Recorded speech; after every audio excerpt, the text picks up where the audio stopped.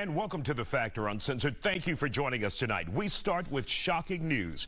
Today, the Supreme Court struck down affirmative action in college admissions, now banning schools from taking race into consideration for new students. Tonight, we're looking at all of the potential consequences and angles of this decision. Joining us here on The Factor Uncensored for the conversation, Dr. Dietrich von Bietenfeld from the University of Houston Downtown, attorney Audia Jones, Dr. James Douglas from the Thurgood Marshall School of Law, and Dr. David Branham from the University of Houston Downtown, and Audia Jones, attorney. Glad to have you all here on The Factor Uncensored. First, Dr. Branham, let's start with you.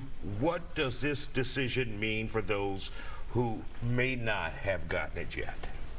Well, this decision means that universities in the admission process are going to have to take race out of any application as far as deciding who will be entered. So a lot of Texas universities already do this, but famous universities like Harvard and Ivy League schools have long said that having a racially diverse student body is very important and it is vital to their university. This will be gone after this, and that will no longer be able to take that into consideration. And of course, Dr. von Bietenfeld, how did we get here? How did we get here today where the Supreme Court had to make a decision on this? This has been a persistent tactic. It's gone on. We've got Proposition 209 out of California. We've got the Abigail Fisher case where somebody who is not an attractive candidate, I'm not judging her appearance, though I would not have taken her out for dinner, her academic record was not laudable. And so we kept seeing these efforts to remove consideration, even though the record showed that once we removed it as a consideration, the same sort of Anglo-Saxon candidates who were trying to get that were moved out just as much. The Asian candidates actually usurped all of those vacancies and vacuums, but the disparity for black and minority candidates then moved from 15 to 24 to 34% in various schools. I mean, the record shows that underrepresented and other disenfranchised communities continued to struggle without that consideration. So people have been persisting politically in trying to remove ethnic considerations, historical disparities, systemic racism, or any of those ideas from academic achievement. And now we've seen it move into the challenge here is we've even seen it with Harvard, which is a private school. So in most climates, you see our conservative supermajority saying, you know, businesses get to pick who they want, and that's their business, how they determine criteria. But then in the select criteria of higher education, Harvard, Yale, and other private institutions are now not allowed to determine their own criteria. Audia, how big of a setback is this for minority students around the country? Not sure how much of a setback it really is when we dive into the statistics and the numerically speaking. What are we looking at? The number of students that are African American that were in Harvard before. The incoming class, I believe, was about 1,900. Only about 300 were African American. But I think the important thing to look at as an attorney, so I have my professional opinion and my personal opinion. On the professional side, I got a chance to dive into the 300-page Supreme Court decision, and really, I'm not surprised by the decision of the Supreme Court, just by the way that the defense attorneys for Harvard and UNC lacklusterly argued on behalf of those universities. At one point during one of the oral arguments, you had one of the defense attorneys actually agree with the Supreme Court justice and say, I know it's very difficult for us to even surpass the standard or make the standard. So there were two things that the universities had to prove. One, that they had a sunset period, which what we found in the Fisher case, which the Texas University was able to prove. Hey, we have a specific finite end date for using race as a standard to allow individuals in. The second thing is, what were these measures or goals or measurable standards that we are using to accomplish this end? Well, Harvard nor the UNC attorneys were able to provide any measurable standards. All they said is, we are trying to make good citizens in society. So I'm actually kind of a little perturbed by their argument's sake and what was their real motive and their lack of argument in this case. Dr. James Douglas, let's bring you into this. Here's my question that I have. Will this be good news for HBCUs out there, where if an individual is rejected for one reason or another from, say, a Texas A&M or a UT, TSU will benefit from this? All right, I said first, I wasn't shocked. Okay, got it. I've been tracing this since 1971. All right, and as what's your name? Dietrich. Dietrich said, they've been chipping away at this since 1971. In fact, in 1977, I did a radio piece and said affirmative action was going away. I didn't know when. That was when the Supreme Court decided to hear the Bakke case. If you go back and look at Reconstruction and what happened between Reconstruction and Plessy, you see it's the same thing. This is not really a legal decision. This is a social policy decision. The Supreme Court made a social policy decision based on the views of the 6 people who supported this opinion. It could have gone either way if they had had different social policy views. Arnie, you disagree with that? Really quick. Again, as being, I want to know how many people actually read the Supreme Court decision and the information that was inside of it. There are not many people that do read it, but that do have decisions I know or that's have fun reading for Dietrich. Right, okay. But have a lot of opinion. I think it's important to go right to the source. Like I said, the lack of, as an attorney, either you're a social engineer or you're a parasite on society.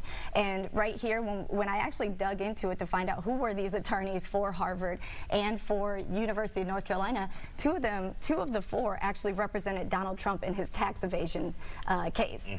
So not to say it's a conspiracy theory, but were they really even trying to advocate on behalf of Harvard and UNC not to get rid of that affirmative action standard? So that's another piece that we need to look at. Really quick. To what Adi said, they played right into John Roberts' hands. Sure when he wrote that case. He constantly referred back to exactly what she was saying, that Harvard could not make its case that it needed to make. So it was they made it easy for the Supreme Court. And really quick, Dr. Douglas, before we go, because we're out of time now, will this help or hurt HBCUs in this country? I think all you have to do is look back to the 1960s and what was happening with athletics at the HBCUs when African Americans couldn't go to Alabama, couldn't go to Texas, couldn't go to Oklahoma. The HBCUs ruled the athletic facility. Look back to the AFL, nearly all of the stars in the American Football League came from HBCUs. So because that's where the, okay. Oh, sure. Got it. Thank you guys for joining us. Of course, we'll be right back after this. Back to the Factor Uncensored. Consider this. 25 years ago, when the state of California got rid of its affirmative action at college enrollment for minority students at UCLA and Berkeley, their enrollment for minority students dropped by 40%. Till this day, the state still hasn't fully recovered from that. We talk with minority students at the University of Houston downtown about their feelings on the Supreme Court's ruling to get rid of affirmative action at the college level nationwide. Well, Miguel and Gilberto, thank you for joining us here on The Factor Uncensored. You guys are both students here at the University of Houston downtown.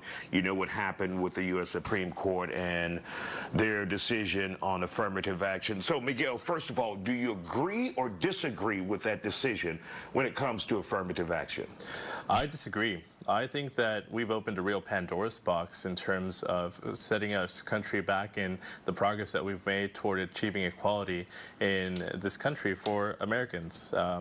Affirmative action opened the door for millions of people to be able to enter the higher education space, but also the professional space. And I believe that, contrary to what the Supreme Court said, it sets a lot more barriers for people of color to be able to enter this space. What do you foresee happening in the future now when it comes to people of color and they can't get into, say, the Texas A&Ms, the UTs? What happens to them then? Well, one of two things will happen. Universities are going to have to scramble to decide whether they take a holistic approach to admissions, where they view an individual wholly and fully as themselves, or they decide to lean into test scores and lean into the standardized exams. And Gilberto, what about you? Your thoughts on the ruling from the Supreme Court? And do you think it's a good thing, bad thing, what? So I am actually, and my heart tells me it's a good thing, because I would love for everything on paper to be judged basis on skin color. But we still have a lot of scars and damages from things like Jim Crow, the Chinese Exclusion Act, lots of discriminatory laws that have been placed. So are we necessarily ready for that step to where, yes, we are just gonna go? In my heart, I say I agree with it, but the way it was done and executed was absolutely wrong, and I think they should have given the people more time to adapt. So do you think right now, if they get rid of affirmative action as we know it, that black, Hispanic, or other minority groups will be on a level playing field with those who may not be, like whites? I think it was done way too early. I think we were on the right track. You know, we are seeing higher progression in literacy rates in the Hispanic communities, in the African American communities, and all person of color communities. We're seeing higher rates of education, but we're not at the level to where we can just pull this over the rug. And I'm a direct benefiter of affirmative action. My mom was an immigrant from Mexico. And she got into it pretty much any dental school she wanted to was because she was Hispanic, and one of the only Hispanic with children's, you know, and she came poor from the well, and she would have never had that opportunity had it not been for affirmative action. So I'm a direct benefactor of it. And I believe hard work and determination do make you, but however, where I caveat off of that is that we as a society are not there yet. So. My heart tells me yes, this should have been done, but further down the road. And so what do you guys think will happen to education as a result of this? And either one of you can talk. I think that the gap will widen. I think that this will become a much more rarefied space for people to enter, and the barrier to entry into higher education will become much more higher for the average student. I think that the more restrictions that you place in terms of the standardized test scores, as opposed to viewing the applicant as a holistic point of view, you look at the person more for them as a number as opposed to an individual. All right, and Gilberto? I also agree with wider gap, but I also think this is one symptom of a bigger problem. I think the education system in America in general is broken. If you look what a high school degree was, and then like 1940s and 50s, it's nothing compared to what it was now. It's supposed to get you ready for the workforce, which we need to be doing to increase positive results from the people of color. To put it shortly, I do think the gap will widen, but I think that it's a symptom of a problem with the whole education system in general. All right. Well, gentlemen, thank you for joining us here on The Factor. We appreciate your time. And, of course, we want to thank UHD for allowing us to come in and interview the students here.